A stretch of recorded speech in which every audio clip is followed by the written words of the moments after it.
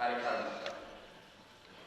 በዚያ ወቅት በአጠቃላይ የአገር ውስጥና የዓለም አቀፍ ሁኔታዎችን በመገምገም የቀየስነው መስመርና ያቀናቸው ተግባራት ለአሁኑ የድርጅታችን ሁለተኛ ጉባኤ ያበቁን በመሆናቸው አንደኛው ጉባኤ ያለ ጥርጥር ማከናወኑ የታወቀ ሲሆን ለዚህም በተለይ የማዕከላዊ ኮሚቴ ሁለተኛ መደበኛ ስብሰባ እነዚህንም ወደፊት በምንደርስባቸው የዚህ ሪፖርት ክፍል ውስጥ እንመለከታቸዋለን። ምዕራፍ 3 ኢሰፓኮ ድርጅታዊ አቋሙን በመጠንም ሆነ በጥራት ከፍ በማድረግ ለአንድ ወቅት የፖለቲካ ድርጅት አመራር በይፋ መከሰት ምዕራፍ ከፋች እንደመሆኑ ታሪካዊነቱ እስከ ማዕከላዊ ኮሚቴ ሶስተኛ መደበኛ ስብሰባ ድረስ ከጠቅላላ የኢሰፓኮ አባላት መካከል ከሰራተኛው መንደር የተገኙት 2.9 በመቶ፣ ከገበሬው መንደር የተገኙት 1.2 በመቶ፣ ከሙሉ ከቢሮ ሰራተኛ ከአብዮታዊ ሰራዊትና ከሌሎች የህብረተሰቡ ክፍሎች ካሴ አሁንም አስታሪው ለማለት አያስፈልግም። አብዮታዊ ህይወት ውስጥ ታላቅ ደስታ የሚይዘውን የኢትዮጵያ ሰርቶ አደሮች ፓርቲ አደራጅ ኮሚሽንን ይፋ እንቅስቃሴ መጀመር አረጋግጠን ነበር። ፍስሐ ደስታ የሚመራ ከፍተኛ የዝግጅት ኮሚቴም ተቋቁሞ መሰናዶ ተጣጥፏል። ዋናው የክብር እንግዳም ጓድ ፊደል ካስትሮ እንዲሆኑ ተወስኖ ጥሪ ተልኮላቸዋል። ሌሎች ሶሻሊስት ሀገሮችም ከፍተኛ ልዑካን እንዲልኩ ተጋብዘዋል። ታዲያ የደርግ አባሎች ቀደም ብሎ በጦርነቱና በሌላው ትግል ከዚያም በበዓሉ ዝግጅት ተወጥረው ከፖለቲካው ማለትም ከድርጅታዊ ሥራ ጋር ብዙ አልተለማመዱም፣ አልተዋሃዱም። በዚህ የተነሳ ሰደድ ከሌሎች የፖለቲካ ቡድኖች ጋር ሊወዳደር አልቻለም ነበረ። ሁሉም የደርግ አባላትም የሰደድ አባሎች ስለነበሩ በቂ የፖለቲካ ንቃት አላዳበሩም። ስለሆነም በፖለቲካ በሚደረገው ትግል ወደ ኋላ እንዳይቀሩና ከፖለቲካው መድረክ እንዳይገለሉ በመንግስቱና በፖለቲካው መስክ በተሰማሩት ጓዶች በኩል ስጋት አድሮባቸው ነበረ። ሐምሌ 8 1970 ዓመተ ምህረት በተደረገው የቋሚ ኮሚቴ ስብሰባ ላይ መንግስቱ ይሄንኑ ገለጸ። ዋና ጸሐፊው ሻምበል ፍቅረ ሥላሴ ወግደረስ ከአስተዳደር ሥራ ተላቆ በድርጅት ሥራ ላይ እንዲያተኩርና የአስተዳደሩን ሥራ የሚሠራ ረዳት ዋና ጸሐፊ እንዲመደብለት ሐሳብ አቀረበ። ጓድ ፍስሐ ደስታ ረዳት ዋና ጸሐፊ ሆኖ የአስተዳደሩን ሥራ እንዲሠራ፣ ጓድ ፍቅረ ሥላሴ ሰደድን እንዲያደራጅ ተወሰነ። በዚህ ወቅት በኢትዮጵያና በቻይና መካከል ያለው ግንኙነት ጥሩ አልነበረም። ከሶቪየት ኅብረትና ከሌሎች ሶሻሊስት ሀገሮች ጋር ያለው ግንኙነት እየጠበቀ በሄደ መጠን ከቻይና ጋር ያለው ግንኙነት እየቀዘቀዘ ሄዶ በረዶ ወደ መሆን ደርሶ ነበረ። ቻይናም ከሶቪየት ኅብረት ጋር እየጠበቀ የሚሄደውን ግንኙነት ስትመለከት አመራሩን የሷ ደጋፊ የሆኑ ወገኖች እንዲጨብጡት ውስጥ ውስጡን ታሴር ነበረ። ይሄም በኢትዮጵያ አመራር በኩል ይታወቅ ነበረ። በተለይም ትንሽ ቀደም ብሎ ሊቀመንበር መንግስቱ ሶቪየት ኅብረትን ጎብኝቶ ሲመለስ በቦሌ መስመር የመግደል ሙከራ ተደረገበት። በጉዳዩ የቻይና እጅ እንደነበረበት ስለተጠረጠረና ስለታመነበት ሁኔታው በጣም እየከረረ ሄዶ ነበረ።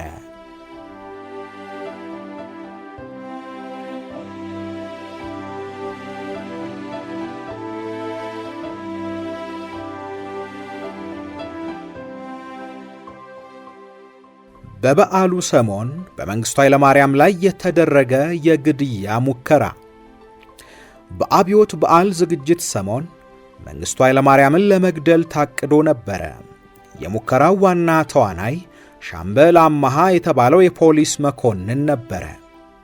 ቀደም ብሎ በጅማ ፖሊስ ውስጥ እንቅስቃሴውን ሲመራ የነበረና በኋላም ለመጀመሪያ ጊዜ ከደርግ አባሎች ጋር ሞስኮ ተልከው የርዕዮተ ዓለም ትምህርት ከተከታተሉት ካድሬዎች አንዱ ነበረ።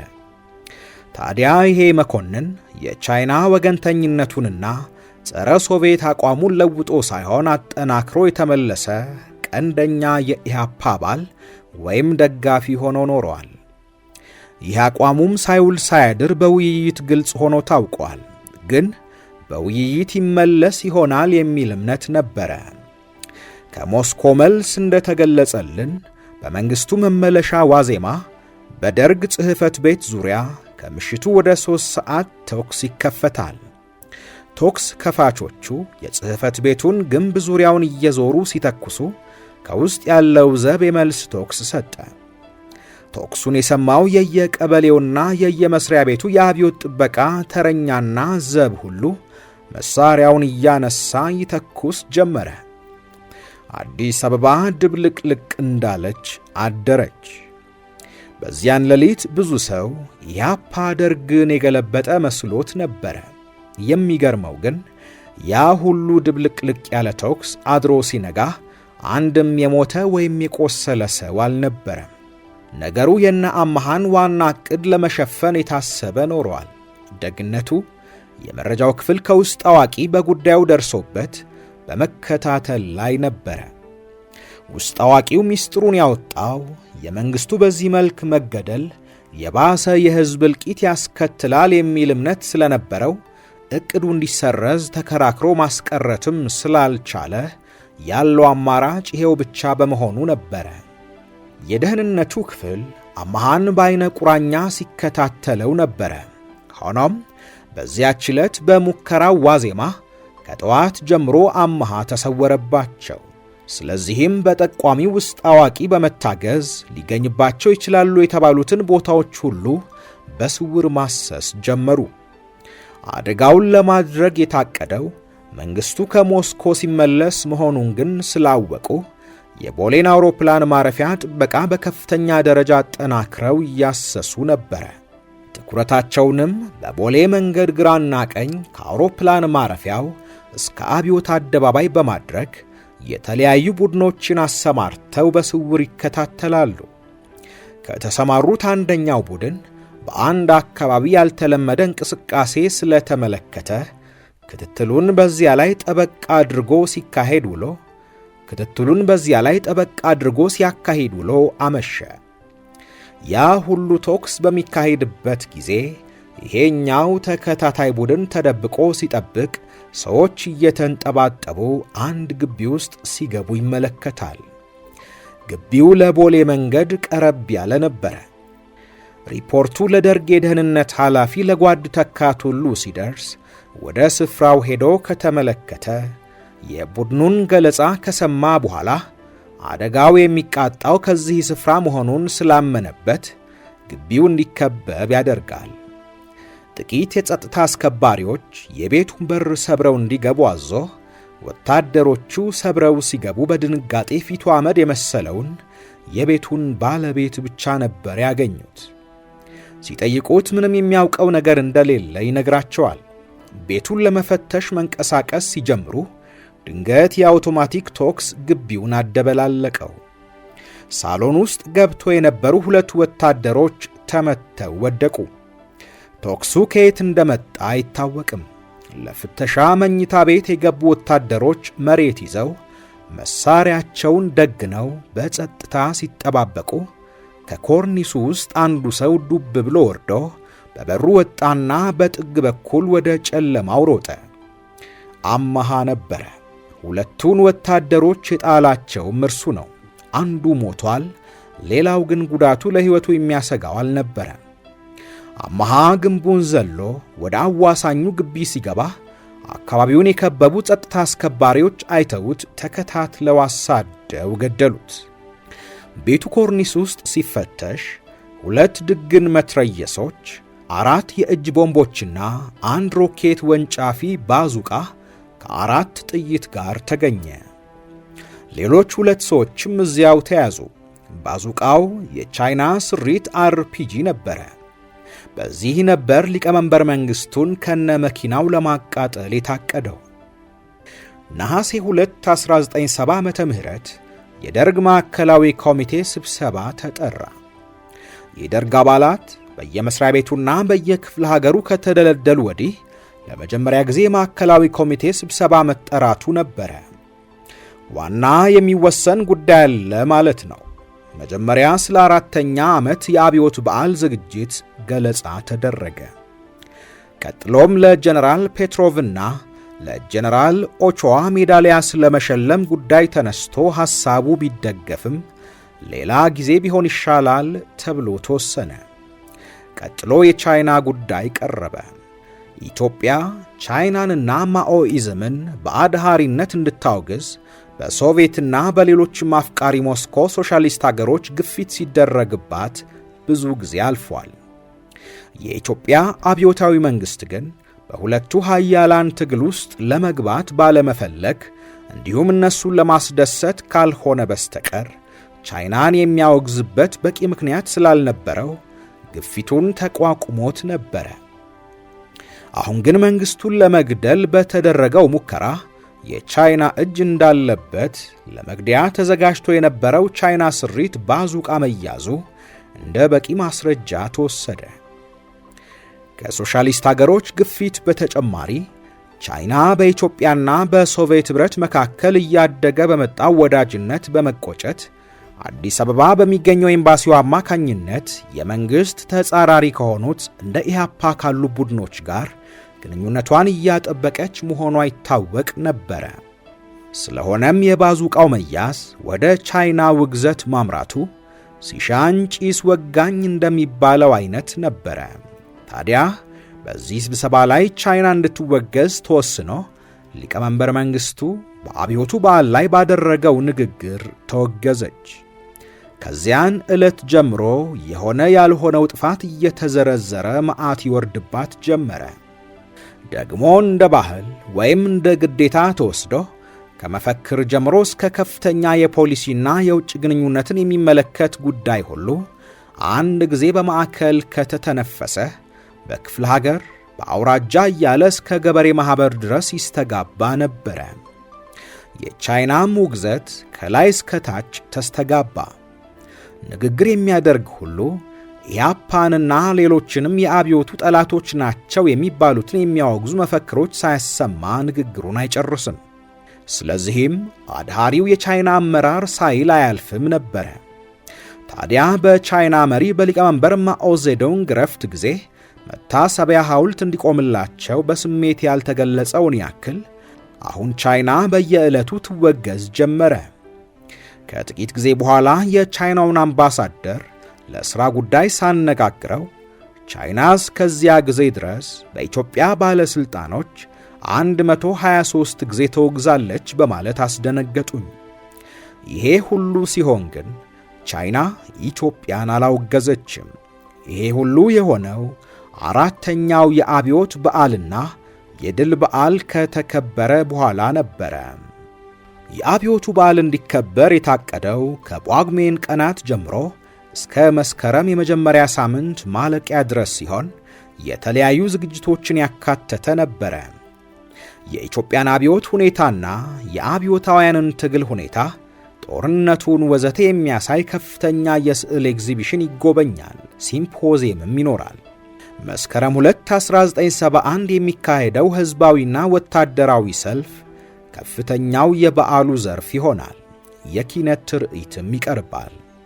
በቤተ መንግሥት ለውጭ እንግዶችና ዲፕሎማቶች የእራት ግብዣ ይደረጋል። ከየክፍለ ሀገሩ ለሚጋበዙ ለአብዮቱ ከፍተኛ አስተዋጽኦ ላበረከቱና በጦር ሜዳ በጀግንነት አኩሪ ተግባር ለፈጸሙ ጓዶች ደግሞ ታላቅ የምሳ ግብዣ ይደረጋል። ለዚሁም ሲባል በቤተ መንግሥቱ ቅጥር ግቢ ውስጥ በጣም ግዙፍ አዳራሽ ጣራውም ግድግዳውም በቆርቆሮ ተሰርቶ የአብዮት አደባባይ እንደገና ሰፋ ብሎ በአዲስ መልክ ታድሶ ለከፍተኛ ባለሥልጣናት፣ ለውጭ እንግዶችና ለዲፕሎማቶች መቀመጫ የሚሆን ትሪቡን ከአደባባዩ ፊት ለፊት ተሰርቷል። ትሪቡኑ ግን አንዲት ውብ አነስተኛ ሕንፃን የጋረደ በመሆኑ እንደ ጣልቃ ገብ ሆኖ የአካባቢውን ውበት ስምረት ሰብሮታል። በአዘቦት ቀን ሲታይ ትሪቡኑ ጣልቃ ገብነቱ ጎልቶ ስለሚታይ ጌጥነቱና አገልግሎቱ ለበዓላት ቀን ብቻ ነበረ።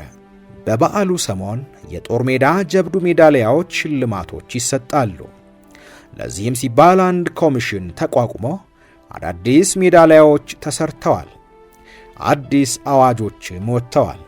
ሌላው ከፍተኛ ዝግጅት ደግሞ የጅግጅጋ የድልና መልሶ መቋቋም ፌስቲቫል ሲሆን ዋናው ጦርነት የተካሄደበትንና ከፍተኛ ጉዳት የደረሰበትን ሐረርጌን መልሶ ለማቋቋም ከፍተኛ ገንዘብ ለማሰባሰብ ክፍለ ሀገሮች ሁሉ የሚሳተፉባቸው ልዩ ልዩ ዝግጅቶችና ታላቅ የውጊያ ትርኢት ይኖራል። ቆቃ ሐይቅ ላይ ደግሞ የአየር ኃይል ውጊያ ትርኢት ይካሄዳል።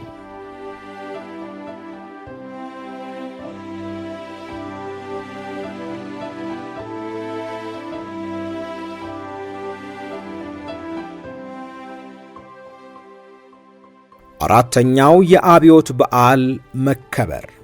በዚያን ሰሞን ለአብዮት በዓል መስከረም 2 ቀን 1971 ዓመተ ምህረት ለመገኘት የውጭ እንግዶች ከጳጉሜን 1 ጀምሮ መግባት ስለጀመሩ ወቅቱ ለሁሉም የጥድፊያ ጊዜ ነበረ።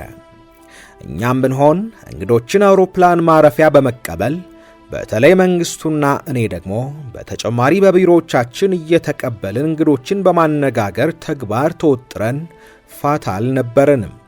የሶቪየት ኅብረት ልዑካን ቡድን የተመራው የኮሚኒስት ፓርቲው ፖሊት ቢሮ ተለዋጭ አባልና የፕሬዚዲየሙ ምክትል ሊቀመንበር በሆኑት በጓድ ኩዝኒትስኮቭ ነበረ። ቡድኑ ጳጉሜ 4 ቀን ማታ አዲስ አበባ ሲገባ ዋና ጸሐፊው ጓድ ፍቅረ ሥላሴና እኔ ከሌሎች ባለሥልጣናት ጋር ሆነን ተቀበልናቸው። በማግስቱ ሊቀመንበር መንግስቱ ዘንድ ቀርበው ከፍተኛ ክብር ተሰጣቸው።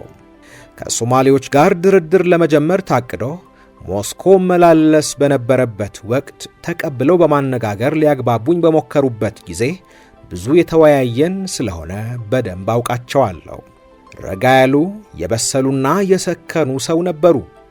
በአሜሪካ የሶቪየት ኅብረት አምባሳደር ሆነው መስራታቸውም የአመለካከታቸውን አድማስ ስላሰፋላቸው አቋማቸው የተለሳለሰ ነበረ።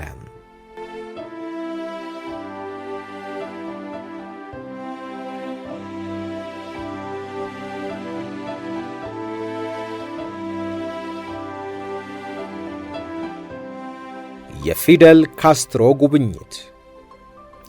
መስከረም 1 1971 ዓመተ ምህረት ሌሊቱን ብዙ ሕዝብ አልተኛም። ሰልፈኛው፣ ሲቪሉም ወታደሩም ቦታ ሲይዝ ነበር ያደረው። የኛ ጭንቀት ደግሞ ሌላ ነበረ። ዋናው የክብር እንግዳ ፊደል ካስትሮ ገና አልገቡም። መች እንደሚገቡም አልታወቀም።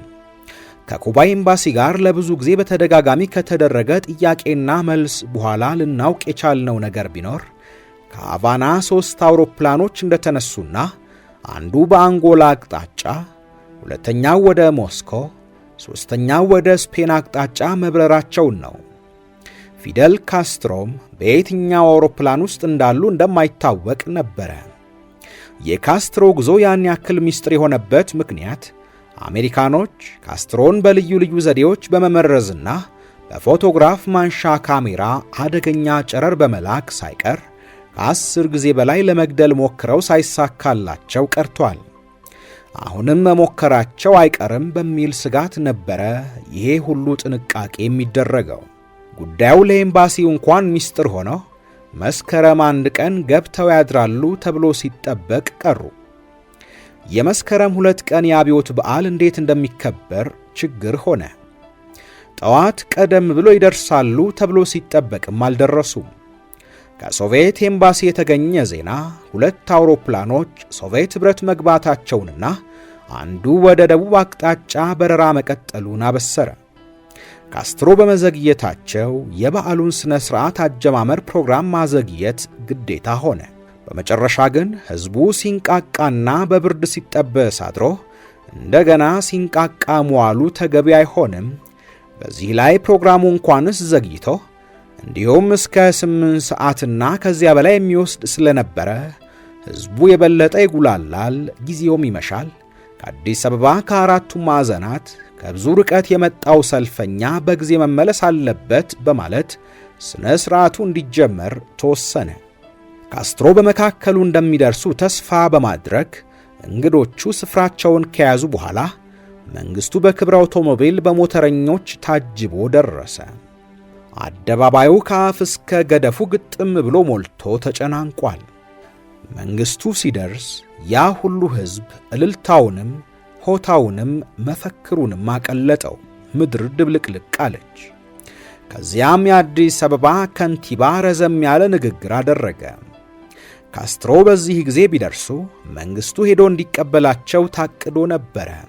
ግን ስላልደረሱ መንግስቱ ንግግሩን ጀመረ። አሁን ደግሞ ካስትሮ የመንግስቱ ንግግር እስኪያልቅ ድረስ እንደሚደርሱ ገምተን ተጨነቅን። በዚህ ሁኔታ እያለን በመንግስቱ ንግግር መሃሉ ላይ የካስትሮ አውሮፕላን አዲስ አበባ ሰማይ መድረሱ ታወቀ። አውሮፕላኑን ለጥቂት ጊዜ በአየር ላይ እንዲያቆዩት ጉዳዩ ለሚመለከታቸው መመሪያ ተሰጥቶ ዋና ጸሐፊው እኔና ጥቂት ከፍተኛ ባለስልጣኖች ከበዓሉ ላይ ተነስተን ወደ አውሮፕላን ማረፊያ ሄድን። ከጥቂት ጊዜ በኋላ ካስትሮን የያዘው አውሮፕላን አረፈ። በዚህን ጊዜ መንግስቱ ንግግሩን ጨርሶ እስኪመጣ ድረስ ካስትሮ አውሮፕላን ውስጥ እንዲቆዩ ንገሩ ተብሎ ማማው ላይ ላሉ ሰራተኞች ተነግሮ ነበረ። ነገር ግን መሰላል ቀርቦ የፕሮቶኮል ሹም መሰላሉን በማውጣት ላይ እንዳለ የአውሮፕላኑ በር ተከፍቶ ካስትሮ ብቅ አሉ።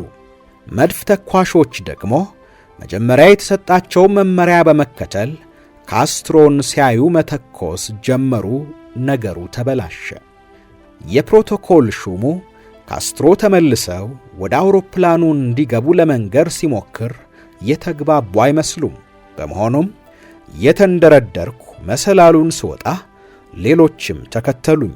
ካስትሮ ዘንድ ስደርስና ለሰላምታ ሲያቅፉኝ ስለ ዘገዩ ጓድ መንግስቱ ንግግሩን ጀምሯል፣ እንደ ጨረሰ መጥቶ አቀባበል ስለሚያደርግለው ውስጥ ይቆዩ አልኳቸው። እርሳቸው ግን ሌሎችንም እዚያው ሰላም ለማለትና ምናልባትም ለማውራት ፈልገው ነበረ። ገፋፍቼ አስገባኋቸው። ሌሎችም ተከትለው ገብተው ሰላምታ ከተለዋወጡ በኋላ ጭውውት ተጀመረ። መቼም ካስትሮ በጣም ደስ የሚሉ ሰው ነበሩ። ፕሮቶኮል የሚባል ጣጣ አያውቁም። ሁሉንም እኩያ አድርገው ነበር የሚያዩት። ግልጽ ናቸው። በመሆኑም እንደ ጓደኛ ከበናቸው ቆመን ስንጨዋወት የኢትዮጵያ ወታደሮች በዓለም የሚስተካከላቸው የለም፣ ከማንም የሚበልጡ ጀግኖች ናቸው፣ አብረዋቸው የዘመቱ የኩባ ወታደሮች ነግረውኛል። 12 ሰዓት በእግር ገስግሰው ምንም ሳያርፉ በቀጥታ ወደ ውጊያ ይገባሉ። እኛ ከብዙ አገሮች ወታደሮችና የነጻነት ተዋጊዎች ጋር በአፍሪካም በላቲን አሜሪካም ተዋግተናል። ኢትዮጵያውያንን በጥንካሬም በጀግንነትም የሚስተካከላቸው የትም የለም። የእናንተ ወታደሮች የእኛ ወታደሮች እንዳይጎዱ እንዳይሞቱ ይጠብቋቸው ነበረ። እኛ ሳንሞት መሞት የለባችሁም እያሉ እንዳይዋጉ ይከላከሏቸው ነበረ። እስካሁን አብረን ከተዋጋንላቸው ሀገሮች ይሄን የሚያደርግ ወታደር አላጋጠመንም በማለት በከፍተኛ አድናቆትና ስሜት አጫወቱን። በዚህ ሁኔታ ስንጨዋወት መንግስቱ ንግግሩን እንደጨረሰ የክብር እንግዳውን ለመቀበል ወደ ቦሌ አመራ። ይሄም ለሕዝቡ ስለተነገረ ሕዝቡ የተለያዩ መፈክሮች እያስተጋባ መዝሙሮች እየዘመረ አደባባዩ ድምቀቱ ሳይቀንስ የመንግስቱ መለየትም የበዓሉን ድምቀትና የደስታውን መንፈስ ሳይቀንሰው ቀጠለ። መንግስቱ ቦሌ ሲደርስ አውሮፕላን ውስጥ ገብቶ ከካስትሮና ካጀቡት ባለስልጣናት ጋር ተገናኘ። ሰላምታ እየተለዋወጡ ከተሳሳሙ በኋላ ከአውሮፕላኑ ወረዱ። የክብር ዘቡን ጎብኝተው በግልጽ አውቶሞቢል ወደ አደባባዩ ሲያመሩ ከአውሮፕላን ማረፊያው እስከ አብዮት አደባባይ የተሰለፈው በርካታ ሕዝብ በጋለ ስሜት እያጨበጨበ ቪቫ ካስትሮ፣ ቪቫ መንግስቱ እያለ እየጮህና ሌሎች መፈክሮችንም እያስተጋባ እጅግ በደመቀ ሁኔታ ተቀበላቸው። አብዮት አደባባይ ሲደርሱ አውቶሞቢሉ ወደ ትሪቢኑ በመሄድ ፋንታ ወደ ሕዝቡ አመራ። ሕዝቡ ከመቀመጫው ተነስቶ እልልታውንም ጭብጨባውንም ዘፈኑንም መዝሙሩንም መፈክሩንም አቀለጠው። መንግስቱና ካስትሮ እጅ ለእጅ ተያይዘው የተጨባበጡትን እጆቻቸውን ወደ ላይ ዘርግተው ሁለቱንም እጆቻቸውን እያወዛወዙ ለሕዝቡ ሰላምታ እየሰጡ መኪናዋ በጣም ዝግ ብላ በሕዝቡ ፊት ለፊት ስታልፍ የሚታየው ትዕይንት እጹብ ድንቅ ነበረ። በአንድ በኩል የድል ስሜት፣ በሌላ በኩል ለዚህ ድል አጋር ሆኖ ከጎኑ የተሰለፈውን የታወቀውን ዝነኛውን ዓለም አቀፋዊ አብዮተኛ ፊደል ካስትሮ እንዲህ በቅርቡ ማየቱ በተፈጥሮ ጭምት የሆነውን ሕዝብ በስሜት ፈነቀለውና ገነፈለ። ይህን በመሰለ ሁኔታ ሁለቱ መሪዎች አደባባዩን እየዞሩ ሕዝቡን ሰላም እያሉና የሕዝቡን ሰላምታ እየተቀበሉ ወደ ክብር ትሪቡኑ ተመለሱ። ከዚያም መንግሥቱ ወደ መናገሪያው በመሄድ ጓዶች፣ በዚህ ሰዓት የአብዮታችን ዋነኛ አጋር የኢትዮጵያ ሕዝብ የልብ ወዳጅ ታላቁ ዓለም አቀፋዊ አብዮተኛ የአብዮታዊት ኩባ መሪ ጓድ ፊደል ካስትሮ የድል በዓላችን የክብር እንግዳ በመሆን በመካከላችን ተገኝተዋል ሲል አደባባዩ በእልልታና በጩኸት ተናጋ። ካስትሮም ከወንበራቸው ተነስተው ወደ ቀኝም ወደ ግራም እየዞሩ ሁለት እጆቻቸውን እያርገበገቡ አጸፋውን መለሱ። ከዚህ በኋላ ሰልፈኛው በአደባባዩ ማለፍ ጀመረ። ሰልፉ የተጀመረው በሕዝባዊ ሰልፍ ነው። በየቀበሌው የተደራጀው ሕዝብ አደባባዩን አጥለቅልቆት የተቀመጠ ሲሆን በሰልፍ የሚያልፈው በልዩ ልዩ ሕዝባዊና የሙያ ድርጅቶች የተደራጀው ነበረ። የሠራተኛ ማኅበራት ሙያቸውንና ምርታቸውን የሚያሳዩ ትርኢቶች በመኪናዎች ላይ ጭነው እያሳዩ ስፋትና ጥልቀት ባላቸው ረድፎች በብዛት ተሰልፈው መፈክር እያሰሙና እየዘመሩ ክቡር ትሪቡኑ ፊት ለፊት ሲደርሱ የክብር እንግዳውና ሌሎቹም እየተነሱ ሰላምታ ይሰጧቸዋል። የወጣቶች፣ የሴቶች፣ የገበሬዎች፣ የኅብረት ሥራ ማኅበራት፣ የዕደ ጥበብ የሠራተኞች ማኅበራትና ሌሎችም በዚሁ ዐይነት በደመቀ ሁኔታ ስሜት ቀስቃሽ መፈክሮችና መዝሙሮች እያሰሙ ልዩ ልዩ ትርኢቶች እያሳዩ ሲያልፉ ከሰልፉ ብዛት የተነሣ ዐይን ይፈዛል።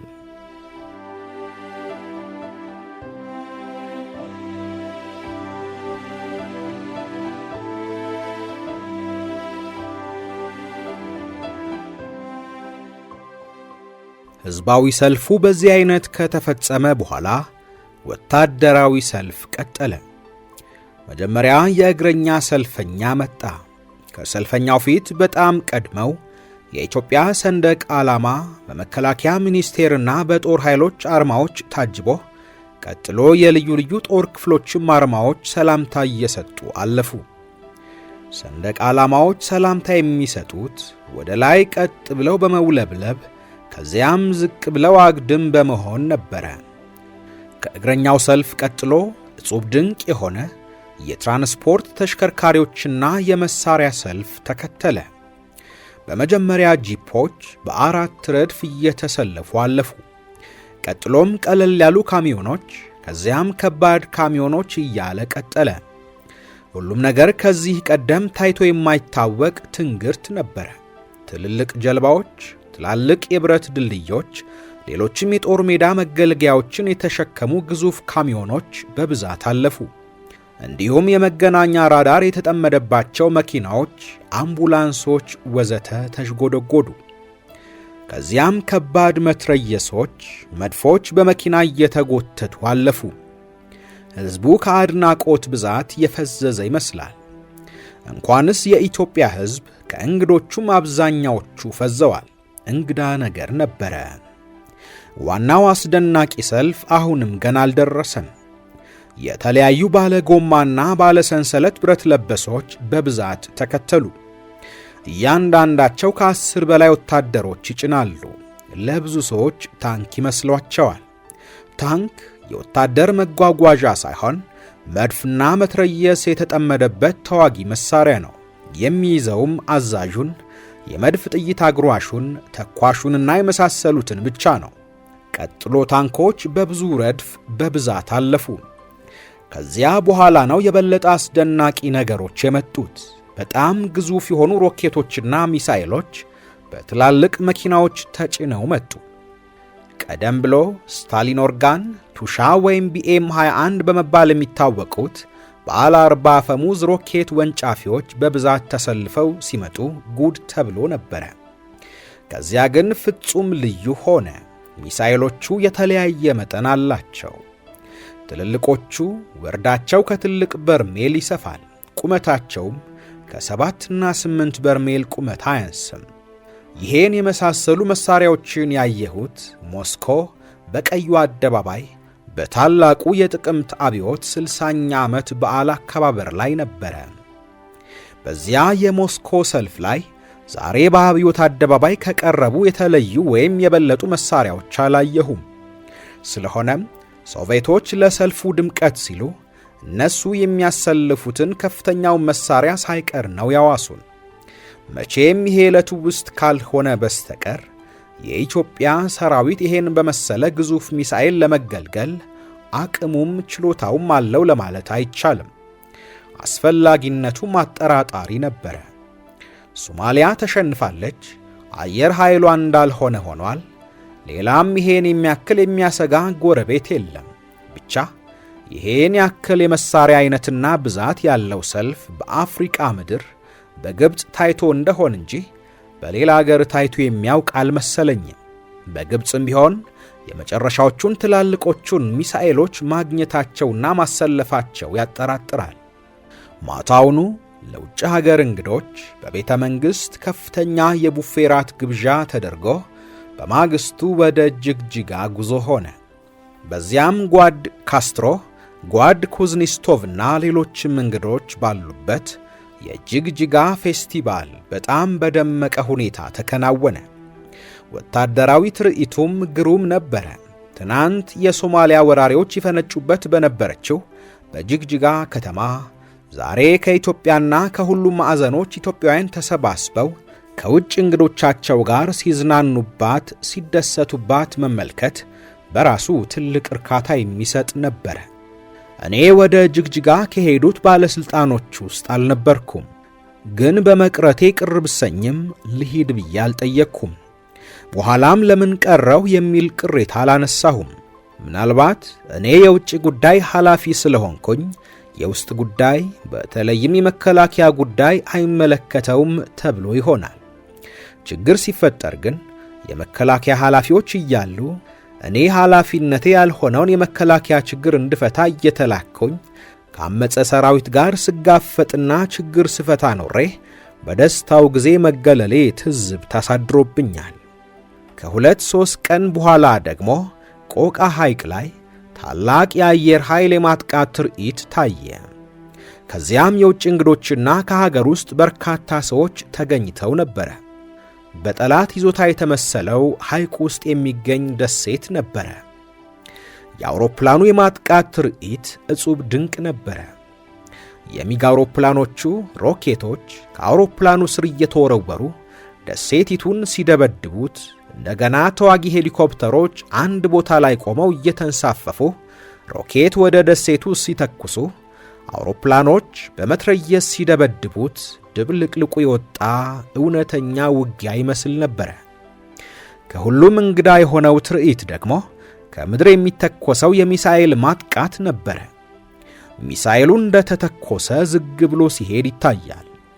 የሚሄድበትን አቅጣጫ በመቆጣጠሪያ መሳሪያ የሚመራው ወይም የሚያዘው ተኳሹ ነው።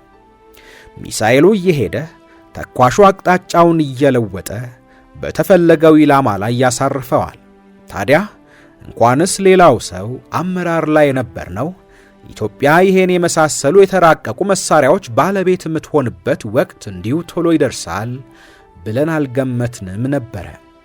በአጠቃላይ አብዮት አደባባይ የታየውን የመሳሪያ አይነትና ብዛት፣ የጅግጅጋውን ታንኮች እንደ ጉንዳን የተተራመሱበትን የውጊያ ልምምድና የቆቃውን የአየር ኃይል የማጥቃት ትርኢት የተመለከተ ሰው ሁሉ ኢትዮጵያ ከእንግዲህ እንኳንስ በውስጥ ወንበዴ በውጭ ኃይልም የማትበገር ጠንካራ የመከላከያ ኃይል ባለቤት እንደሆነች ተገንዝቦ በልቡ ተስፋና ኩራት እንደሚያድርበት ግልጽ ነበረ። የበዓሉ አከባበር ከተጠናቀቀ በኋላ መንግስቱና እኔ አንዳንድ የውጭ እንግዶችን እየተቀበልን አነጋግረን ነበረ።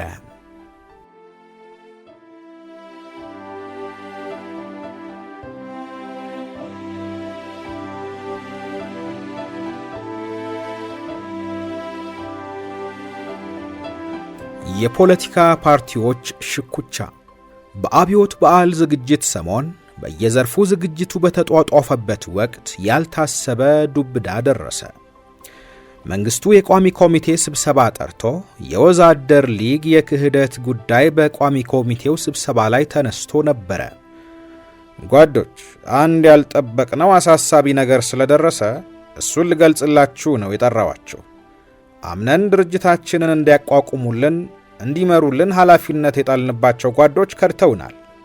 ወደ ሞስኮና ወደ ሌሎች ሶሻሊስት ሀገሮች ልከና ሰልጥነን ያመጣናቸውና የሰደድ ማዕከላዊ ኮሚቴ አባል ብለን የሰየምናቸው መኮንኖች ከድተውናል። በሙሉ የወዝ ሊግ አባሎች ሆነው ሰደድ የወታደር ሊግ ወታደራዊ ክንፍ እንጂ ራሱን የቻለ ፓርቲ አይደለም እያሉ የወዛደር ሊግ መመልመል ይዘዋል። እኛ እንዲመለምሏቸው የላክንላቸውን ሲቪል ካድሬዎች ይሄንኑ በማለት እየሰበኩ የወዛደር ሊግ መመልመያ ፎርም እንዲሞሉ ሲጠይቋቸው ግራ ተጋብተው ወደኛ ዘንድ በመምጣት ጠይቀውናል። እኛም ክትትል አድርገንበት ትክክለኛነቱን አረጋግጠናል። የከዱን እነሱ ብቻ ሳይሆኑ ወዛደር ሊግ ራሱ ጭምር ነው። የሰደድን አባላት በተለይም ዋናዎቹን የማዕከላዊ ኮሚቴ አባሎችን መመልመሉ ወንጀል ነው። ይህንን በብርቱ ተነጋግረንበት አንዱ የሌላውን አባላት እንዳይመለምል የተስማማንበት ጉዳይ ነበር። ማንን እንመን እንግዲህ? መኢሶን እኛ ከትቤ አንስተን፣ ሰራተኛው ህዝቡ ደርግን እንጂ እነርሱን የት እናውቃቸዋለን በማለት አንቀበላቸውም ሲል፣ እኛ ደግሞ እጃቸውን እየጎተትን በየመድረኩ አብዮታውያን ናቸው ተቀበሏቸው እያልን መድረክ ፈጠርንላቸው። ከዚያ በኋላ አብጠው ሊውጡን ፈለጉ። አንዋጥም ስላልን በዚያች ቀውጢ ጊዜ ጥለውን ፈረጠጡ። አሁን ደግሞ የወዛደር ሊግ ሊውጠን ካድሬዎቻችንን ሁሉ በመመልመል ብቻችንን ሊያስቀረን ነው የተነሳው። እጃችን አመዳፋሽ ነው፣ ምን እናድርግ አለና ትክዝ ብሎ አቀረቀረ። ነገሩ ድንገተኛ በመሆኑ ማንም ሐሳብ ለመሰንዘር ዝግጁ አልነበሩም። ነገሩ ድንገተኛ በመሆኑ ማንም ሐሳብ ለመሰንዘር ዝግጁ አልነበረም። የከዱት መኮንኖች እነማን እንደነበሩ ተገለጠ። የከዱትን መኮንኖች አውቃቸዋለሁ። መጀመሪያ በጣም ትሁት ነበሩ። የባህር ኃይሉን የመቶ አለቃ ድንቁንና የፖሊስ መኮንኖች የሆኑትን የመቶ አለቃ ታምራትና ሻምበል ነጋሽን በአንዳንድ የሥራ ጉዳዮች ምክንያት እየተገናኘን ተዋውቀን በአብዮታዊ ስሜታቸው ምክንያት ቀርባቸው ነበረ። ሌላው አካዳሚ ከኔ ጋር አሰልጣኝ የነበረው የወላይታ ተወላጅ ሻምበል ወልደ ማርያም ግን ቀድሞም ትዕቢተኛና ዝግ ሰው ነበረ። በኋላም ብዙ ለውጥ አልታየበትም። በሁሉም ላይ ለውጥ መታየት የጀመረው ወደ ኋላ ላይ ነበረ። ትሁት የነበሩት ሁሉ እያበጡ ሲሄዱ በግልጽ ይታየኝ ነበረ። ድንቁ የኔና የሌሎች ጥቂት የደርግ አባሎች የመሰረታዊ ድርጅት ሰብሳቢ ነው ተብለን ለምን እንደሆነ አላውቅም፣ አንድም ቀን ሳይሰበስበን ይሄ ሁኔታ ተከሰተ። ግድ የለም፣ አሁን መልሱን እንድትሰጡኝ አላስቸግራችሁም። የአብዮታችንን በዓል እስክናከብር ድረስ ማንም እንዳላወቅን መሆን ነው። ለእነርሱም ያለን አቀራረብ መለወጥ የለበትም። ሁለት አደገኛ ሊሆኑ የሚችሉ መኮንኖች ስላሉ እነሱም ብቻ በቁጥጥር ስር እናደርጋለን። በሌሎች ላይ ምንም እርምጃ አንወስድም። አለበለዚያ በበዓላችን ላይ ጥላ ያጠላበታል። ከበዓላችን በኋላ መክረን አስፈላጊውን እናደርጋለን በማለት ስብሰባውን ዘጋው። ከላይ እንደተጠቀሰው ከጥቂቶች በስተቀር ሌሎቹን በደንብ አውቃቸው ነበረ። ሁሉም እየተለወጡ ሲሄዱ በትዝብት መለከታቸው የነበሩ ናቸው። በተለይ ሻለቃ ብርሃኑ ከበደ ከጥር 26 1969 ዓመተ ምህረት ክስተት በኋላ ሻለቃ ዮሐንስን ተክቶ የደርግ የምርመራ ክፍል ኃላፊ ሆኖ መስራት ከጀመረ ጊዜ አንስቶ ነው ከትሁትነት ወደ ደፋርነት፣ ከዚያም ወደ ትዕቢተኛነት፣ በአካልም ከቀጭንነት ወደ ውፍረት የተለወጠው። ስለ ጭካኔውም እየተወራ ከተወዳጅነት ወደ አስጊነት የተለወጠው በአጭር ጊዜ ነበረ። በመሆኑም የሱ በቁጥጥር ስር መዋል ከፖለቲካ እርምጃነቱ በተጨማሪ የብዙዎቻችን ስጋትን የቀነሰና ያስወገደ ነበረ። አራተኛው ዓመት የአብዮትና የድል በዓል በደመቀ ሁኔታ ተከብሮ እንግዶቹ እንደተሸኙ እንደገና ወደ ሥራ ማተኮሩ ግዴታ ነበረ።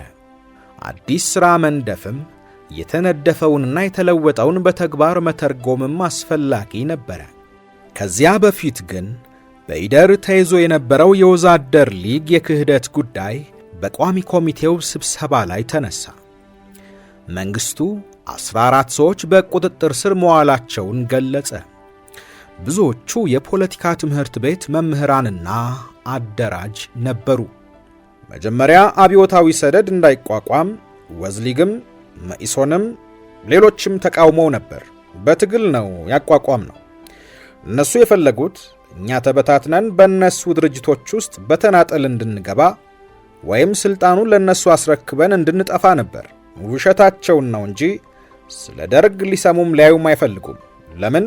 እነዚህ ልጆች ተማሪ ሆነው ይጮሁለት የነበረውን ሁሉ አንድ ቀን ስልጣኑን ጨብጠው ተግባራዊ ለማድረግ ይጠባበቁ ነበር። አብዮት አካሂደው መሬት ላራሹ የሚለው መፈክር ተግባራዊ ለማድረግ፣ የዘውዱን ፊውዳላዊ ስርዓት ለማስወገድ፣ ሶሻሊዝምን ለማወጅ ይሄ ነበር ምኞታቸው። ግን ሳይዘጋጁ ሁኔታው ቀደማቸው። አብዮት በአመት ቀደማቸው። ህዝቡ ቀደማቸው። ህዝባዊ አመጽ ቀደማቸው። ድብልቅልቁ ሲወጣ ሰራዊቱ ዝም ብሎ ማየት አልቻለም። እኛን መርጦ ላከን አገሪቱን ለማዳን እናዳናት። ከዚያም እነሱ ያልሙት የነበረውን ሁሉ ተግባራዊ ያደረግነው የፊውዳሉን ስርዓት አጠፋ ነው። ያን አስፈሪ የዘውድ ስርዓት ቁንጮ አወረድ ነው። መሬት ላራሹ አደረግን። ሌላውንም የህዝቡን ጥያቄ መለስን። ሶሻሊዝምን አወጅን። ህዝብ ደገፈን። ድላቸውን ነጠቅናቸው። ስለዚህ ነው ደርግን ለማየት የማይፈልጉት። እናም የታሪክ ሽሚያ ነው የያዙት። እኛን ከመድረኩ አጥፍተው የዚህ ሁሉ ታሪክ ባለቤት እኛ ነን ለማለት ይፈልጋሉ። የሰደድ መፈጠር ደግሞ ለዚህ ዓላማ እንቅፋት ነበር። የደርግ ታሪክ ሳይጠፋ ለዘላለም እንዲኖር የሚያደርግ ነው። ስለዚህ አሁን ወዝሊግ ያደረገው ሙከራ የሰደድን መሪ ካድሬዎች በመመልመል ሰደድ ውስጥ ሰርጎ በመግባት ድርጅቱን ከውስጥ ለማፍረስ ነበር። በዚህ መልክ ካድሬዎቹን በወታደሮች ውስጥ በማሰማራት ሰራዊቱን ለመያዝ ነበር እቅዳቸው። ከዚህ በኋላ የፈለጉትን ለማድረግ ግን ተነቃባቸው። ስለ እነሱም ሆነ ስለ ድርጅታችን ምን ማድረግ እንደሚገባን ወደፊት እንነጋገርበታለን በማለት አጀንዳውን ዘጋው።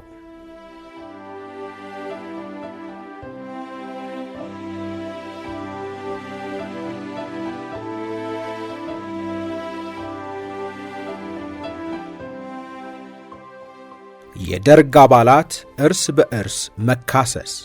ቀን ለሥራ ጉዳይ ወደ ሊቀመንበሩ ቢሮ ለመግባት ሲሄድ ደምሴ ደሬሳ ከመንግስቱ ቢሮ ሲወጣ ትንሹ መንግስቱ ወይም መንግስቱ ገመቹ ቢሮ ተገናኝተን ሰላምታ ተለዋወጥን።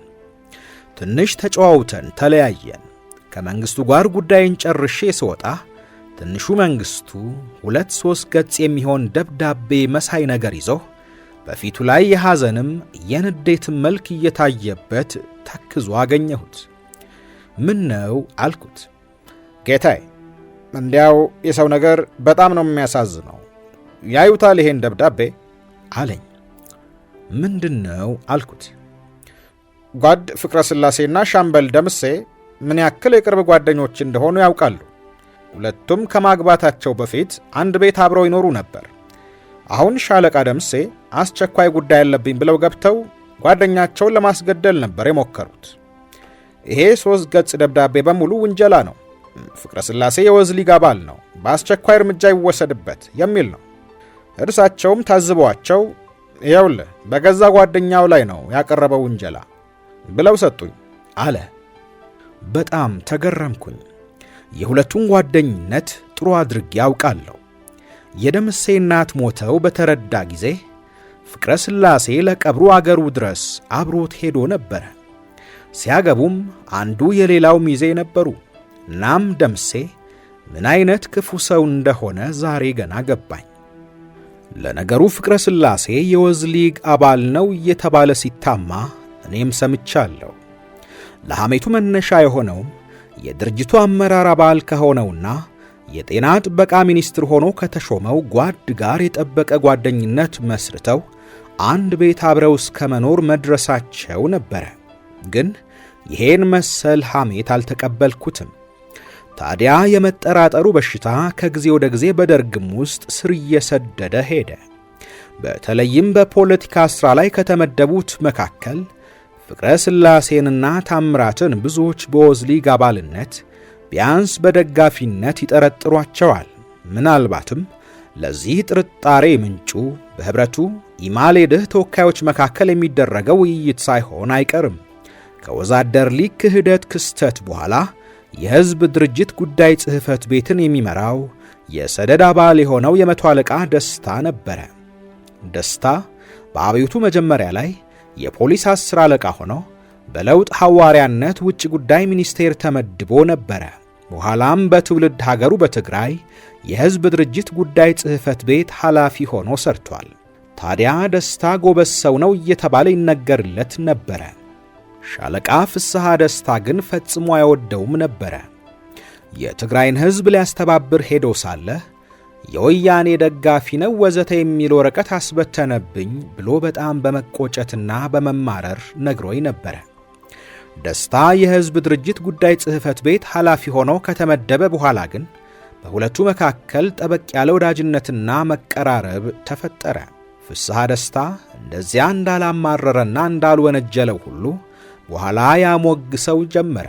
ታዲያ አንድ ቀን ደስታን ሲያሞግሰው ስሰማ እንዴ የወያኔ ደጋፊ ነው ብሎ ወረቀት አስበተነብኝ አላልክም እንዴ? ከመች ወዲህ ወዳጅ ሆናችሁ ብያፈጠጥኩበት። መቻልኩ ብሎ ካደ። ራስህ ነግረኸኝ ከትግራይ ስትመለስ ስለው መካዱ እንዳላዋጣው ተገነዘበ። ምክንያቱም የካደው ለኔ ለራሴ መንገሩን ዘንግቶ በወሬ የሰማሁት ነው ብሎ በማመን ነበረ። ስለዚህም እንደሱ አይደለም እኮ ያ ሌላ ነው አለ። ነገሩ ግልጽ ቢሆንልኝም ከዚህ በኋላ መከራከር አልፈለግኩም፣ ብቻ በጣም አዘንኩኝ። በሌላ ጊዜ ፍቅረ ሥላሴ በወዝሊግ አባልነት እንደሚጠረጠርና በዚያም መንስኤ ስጋት እንዳለበት ነግሮኝ ነበረ። በመሠረቱ ሰደድን በመወከል በህብረቱ ስብሰባ ላይ ከሚገኙ አባላት መካከል አንዱ ደስታ ነበረ። ሌሎቹ ፍቅረ ሥላሴ፣ ለገሰ አስፋውና ታምራት ፈረደ ነበሩ። ፍቅረ ሥላሴና ታምራት በውይይቱ ላይ በወገናዊነት ሳይሆን ትክክለኛ የሆነውን አቋም እየደገፉ ነበር የሚከራከሩት። ከሌሎቹ የሰደድ አባላት ግን አቋሙ ትክክል ቢሆንም ባይሆንም ለድርጅታቸው ያደላሉ ይባላል። ሌሎቹ የሰደድ አባላት ግን አቋሙ ትክክል ቢሆንም ባይሆንም ለድርጅታቸው ያደላሉ ይባላል። እነ ፍቅረ ሥላሴም እንደነሱ ወገናዊ እንዲሆኑ ይጠብቃሉ። እንደነሱ ሳይሆኑ ትክክለኛ ነው ብሎ ያመኑበትን አቋም ደግፈው ሲከራከሩ ከስብሰባው በኋላ የወዝሊግ ደጋፊ ናቸው እያሉ ለመሰሎቻቸው ያወራሉ። የጥርጣሬውና የሐሜቱ ምንጭ ይሄ እንደሆነ ሰምቻለሁ። ወደ ኋላ መንግስቱና የደህንነት ክፍሉም ሳያምኑበት አልቀሩም። ምክንያቱም ፍቅረ ሥላሴ በሄደበት ሁሉ የደህንነት ሰዎች እንደሚከተሉት ከሞላ ጎደል እንደሚከተለው አጫውቶኛል። በፍጹም መኖር አልቻልከውም አለኝ። እንዴት ብዬ ስጠይቀው የወዝሊግ አባል ነው ብሎ ያወራሉ። ራሳቸው የፈጠሩትን ወሬ አምነውበት ፈጽሞ መቆሚያ መቀመጫ ነው ያሳጡኝ። ለሰውየውም ነግረዋቸዋል። እርሳቸውም የጠረጠሩ ይመስለኛል፣ ግን ምንም አላደረጉም አለ። እነማን ናቸው የሚያስቸግሩ? ምንድነው የሚያደርጉት አልኩት። ዋናዎቹ የወሬ ፈጣሪዎችና አባዦቹ እነለገሰ ነበሩ። የእነርሱን ሐሜት ተቀብሎና አምኖበት ደህንነቱ ይከታተለኛል። በሄድኩበት ሁሉ የደህንነት መኪና ይከተለኛል። ለደህንነት ኃላፊው ስነግረው ላንተው ደህንነት ነው አለኝ። አልፈልግም ብለውም እሺ አላለም። ሁልጊዜ የትም መሄድ አልችልም። መፈጠሬን ያስጠሉኝ። አንዳንድ ጊዜ ተጋጭቼ ወይም ተገልብጬ እንድሞት ብዬ በደብረ ዘይት መንገድ ወይም በጎጃም መንገድ በኃይል እየበረርኩ ይሄዳለሁ። ግን አልሆነም። እነርሱም ይከተሉኛል። አንዳንድ ጊዜ ከተማ ውስጥ በዚህ ዘዴ ጠፋባቸዋለሁ። በጣም ስለምበር አደጋ ቢደርስ ግን አልተርፍም። ጥሩ ግልግል ነበር አለኝ።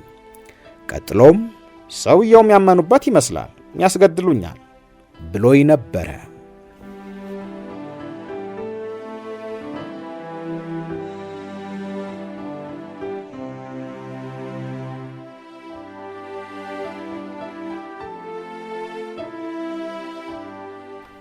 ውድ የኢትዮ ሜዳ ቤተሰቦች በምርጥ ገጾች ዝግጅታችን የጀመርንላችሁ ታሪክ አላበቃም።